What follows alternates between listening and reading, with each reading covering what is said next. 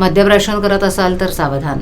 राज्य उत्पादन शुल्क विभागानं शुक्रवारी रात्री टाकलेल्या छाप्यात बनावट मद्याचा साठा जप्त करत बनावट मद्याची विक्री करणाऱ्या 5 जणांच्या मुसक्या आवळल्या असून एक आरोपी फरार आहे, तर पुढील तपास पोलीस करत आहेत. भिवंडीतील कोणगाव या ठिकाणी बनावट मद्य बनवण्यात येत असल्याची माहिती राज्य उत्पादन शुल्काला मिळाली. छापा टाकून बनावट मद्य बनवणाऱ्या यंत्रासह आरोपींना ताब्यात घेतलंय. ताब्यात घेतलेल्यांना मुद्देमालांसह 2 टेम्पो मद्यासाठा, विविध विदेशी कंपन्यांच्या रिकाम्या बाटल्या जप्त करत 61 लाख रुपयांचा मुद्देमाल जप्त केलाय. बाजारात विदेशी बनावट मद्यसाठा विक्रीसाठी सर्रास येत असतो, मात्र ते मद्य शरीरासाठी हानिकारक असल्याचं राज्य उत्पादन शुल्क अधीक्षक प्रवीण तांबे यांनी सांगितलं. तसंच या बनावट मद्य विक्रीमुळे राज्याच्या महसुलावर देखील परिणाम होत असून या आरोपींवर कडक कारवाई करणार असल्याचं देखील राज्य उत्पादन शुल्क विभागाकडून सांगण्यात आलं.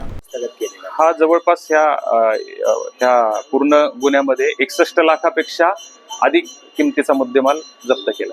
तर डुप्लिकेट दारू बनवण्यासाठी अशा प्रकारचा परवाना नसून सुद्धा दारू विक्री होत आहे, तर आव्हान असेल आणि महसूल देखील बुडवला जात आहे. त्यामुळे नक्कीच त्यांच्यावरती त्याच्याकडे पुढे जाऊन अजून कारवाई होते. नक्कीच याच्यामध्ये अगदी मोठ्या प्रमाणावरती महसूल शासनाचा चुकून अशा प्रकारचं मद्य तयार केल्याचं निदर्शनास आलंय. यापूर्वी महाराष्ट्र राज्यामध्ये विक्रीसाठी प्रतिबंधित असणारी आणि गोवा किंवा दमन या ठिकाणी विक्रीसाठी असणारी मद्य आपल्या जिल्ह्यामध्ये किंवा महाराष्ट्रामध्ये आणण्याची आपण 2-3 महिन्यामध्ये मोठ्या प्रमाणावरती कारवाई केली. जवळपास 21,000 बल्क लिटरपेक्षाही जास्त आपण मद्य पकडले आणि अशाच प्रकारची कारवाई यापुढे सुरू राहील.